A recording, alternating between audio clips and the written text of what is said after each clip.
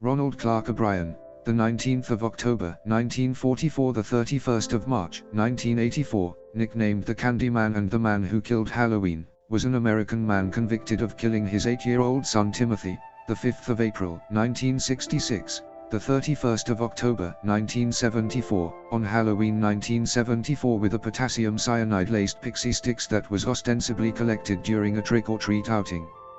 O'Brien poisoned his son in order to claim life insurance money to ease his own financial troubles, as he was $100,000 in debt. O'Brien also distributed poisoned candy to his daughter and 3 other children in an attempt to cover up his crime. However, neither his daughter nor the other children ate the poisoned candy. He was convicted of capital murder in June 1975 and sentenced to death. He was executed by lethal injection in March 1984. O'Brien lived with his wife, Dane, in Deer Park, Texas, with their son Timothy and daughter Elizabeth, born 1969. O'Brien worked as an optician at Texas State Optical in Sharpstown, Houston. He was a deacon at the Second Baptist Church, where he sang in the choir and ran a local bus program. Death of Timothy O'Brien. On the 31st of October 1974, O'Brien took his 2 children trick-or-treating in a Pasadena, Texas, neighborhood. O'Brien's neighbor and his 2 children accompanied them. After visiting a home where the occupant failed to answer the door, the children grew impatient and ran ahead to the next home while O'Brien stayed behind. He eventually caught up with the group and produced 5 21-inch, 530 mm, pixie sticks, which he would later claim he was given from the occupant of the house that had not answered the door. At the end of the evening, O'Brien gave each of his neighbor's 2 children a pixie sticks and 1 each to Timothy and Elizabeth.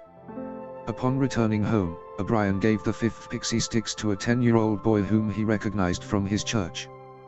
Before bed, Timothy asked to eat some of the candy he collected, and according to Ronald, he chose the pixie sticks. Timothy had trouble getting the powdered candy out of the straw, so O'Brien helped him loosen the powder. After tasting the candy, Timothy complained that it tasted bitter. O'Brien then gave his son Kool-Aid to wash away the taste. Timothy immediately began to complain that his stomach hurt and ran to the bathroom where he began vomiting and convulsing. O'Brien later claimed he held Timothy while he was vomiting and the child went limp in his arms. Timothy O'Brien died en route to the hospital less than an hour after consuming the candy. Timothy's death from poisoned Halloween candy raised fear in the community. Numerous parents in Deer Park and the surrounding area turned in candy their children got from trick-or-treating to the police, fearing it was laced with poison.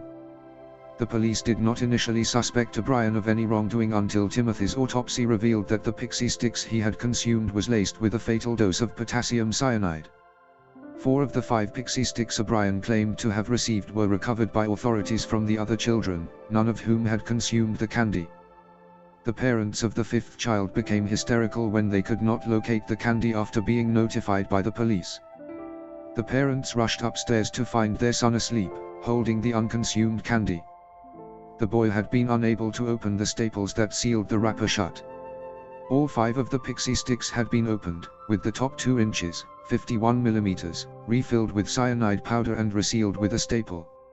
According to a pathologist who tested the pixie sticks, the candy consumed by Timothy contained enough cyanide to kill 2 adults, while the other 4 candies contained enough to kill 3 to 4 adults. O'Brien initially told police that he could not remember which house he got the pixie sticks from. Police became suspicious because O'Brien and his neighbor had only taken their children to homes on 2 streets because it had been raining. 5. Their suspicions increased after learning that none of the homes they visited had given out pixie sticks. After walking the neighborhood with police 3 times, O'Brien led them to the home where no one had answered the door. O'Brien claimed that he went back there before catching up with the group. He said the owner of the home did not turn the lights on, but did crack the door open and hand him 5 pixie sticks. 4. He claimed to have only seen the man's arm, which he described as hairy. The home was owned by a man named Courtney Melvin. Melvin was an air traffic controller at William P. Hobby Airport and did not get home from work until 11 p.m. on Halloween night. Police ruled Melvin out as a suspect when over 200 people confirmed that he had been at work. As their investigation progressed, police learned that Ronald O'Brien was over $100,000, equivalent to about $550,000 in 2021, in debt and had a history of being unable to hold a job. In the 10 years preceding the crime, O'Brien had held 21 jobs. At the time of his arrest, he was suspected of theft at his job at Texas State Optical and was close to being fired. His car was about to be repossessed, he had defaulted on several bank loans, and the family home had been foreclosed on. Police discovered that O'Brien had taken out life insurance policies on his children in the months preceding Timothy's death. In January 1974, he had taken out $10,000, equivalent to $54,946 in 2021, life insurance policies on both of his children. 1 month before Timothy's death, O'Brien took out additional $20,000 policies on both children, despite the objections of his life insurance agency. In the days preceding Timothy's death, O'Brien had taken out yet another $20,000 policy on each child.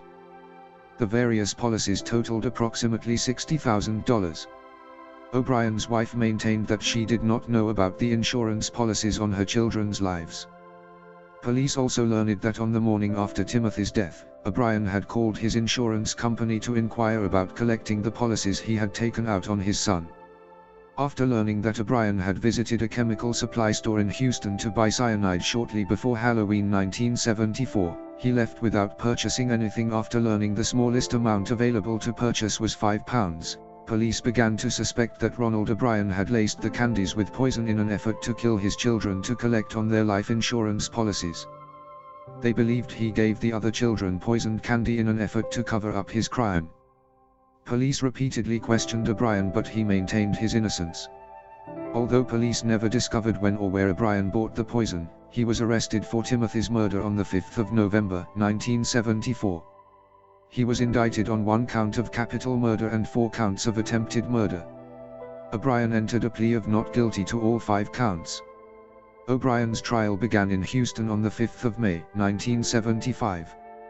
During the trial, a chemist who was acquainted with O'Brien testified that in summer 1973, O'Brien contacted him asking about cyanide and how much would be fatal. A chemical supply salesman also testified that O'Brien had asked him how to purchase cyanide. Friends and co-workers testified that in the months before Timothy's death, O'Brien showed an unusual interest in cyanide and spoke about how much it would take to kill a person. O'Brien's sister-in-law and brother-in-law testified that on the day of Timothy's funeral, he spoke of using the money from Timothy's insurance policy to take a long vacation and buy other items. As well, his wife rejected the claim that Timothy chose the pixie sticks, stating that O'Brien had, in fact, forced him to choose the sticks. O'Brien continued to maintain his innocence. His defense mainly drew upon the decades-old urban legend concerning a mad poisoner who hands out Halloween candy laced with poison or needles or candy apples with razor blades inserted. These stories have persisted despite the fact that there are no documented instances of strangers poisoning Halloween candy. The case and subsequent trial garnered national attention and the press dubbed O'Brien the Candyman. On the 3rd of June 1975, a jury took 46 minutes to find O'Brien guilty of capital murder and 4 counts of attempted murder. The jury took 71 minutes to sentence him to death by electrocution. Shortly after he was convicted, his wife filed for divorce. She later remarried and her new husband adopted her daughter Elizabeth. At the time, men sentenced to death under Texas law were confined to the LSI unit near Huntsville, Texas. According to Reverend Carol Pickett, a former chaplain who worked for the Texas Department of Criminal Justice, O'Brien was shunned and despised by his fellow death row inmates for killing his child and was absolutely friendless. The inmates reportedly petitioned to hold an organized demonstration on O'Brien's execution date to express their hatred of him. O'Brien's first execution date was set for the 8th of August, 1980. His attorney successfully petitioned for a stay of execution. A second date was scheduled for the 25th of May, 1982. That date was also postponed. Judge Michael McSpadden scheduled a third execution date for the 31st of October, 1982, the 8th anniversary of the crime, and he offered to personally drive O'Brien to the death chamber. It was to have been the first time Texas executed an inmate by lethal injection. The Supreme Court delayed the date yet again to give O'Brien a chance to pursue an appeal to seek a new trial. A fourth date was scheduled for the 31st of March, 1984. O'Brien's lawyer sought a fourth stay on the basis that lethal injection was a cruel and unusual punishment. On the 28th of March, a federal judge rejected the request. On the 31st of March, 1984, shortly after midnight, O'Brien was executed by lethal injection at the Huntsville unit. His last meal consisted of T-bone steak, medium to well done, French fries and ketchup, whole kernel corn, sweet peas, lettuce and tomato salad with egg and French dressing, iced tea, sweetener, saltines, Boston cream pie, and rolls. O'Brien's last words were, "What is about to transpire in a few moments is wrong." However, we as human beings do make mistakes and errors. This execution is one of those wrongs, yet doesn't mean our whole system of justice is wrong. Therefore, I would forgive all who have taken part in any way in my death. Also, to anyone I have offended in any way during my 39 years, I pray and ask your forgiveness, just as I forgive anyone who offended me in any way. And I pray and ask God's forgiveness for all of us respectively as human beings. To my loved ones, I extend my undying love. To those close to me, know in your hearts I love you one and all. God bless you all, and may God's best blessings be always yours. Ronald C. O'Brien P.S. During my time here, I have been treated well by all TDC personnel. During the execution, a crowd of 300 demonstrators gathered outside the prison cheered while some yelled "trick or treat." Others showered anti-death penalty demonstrators with candy.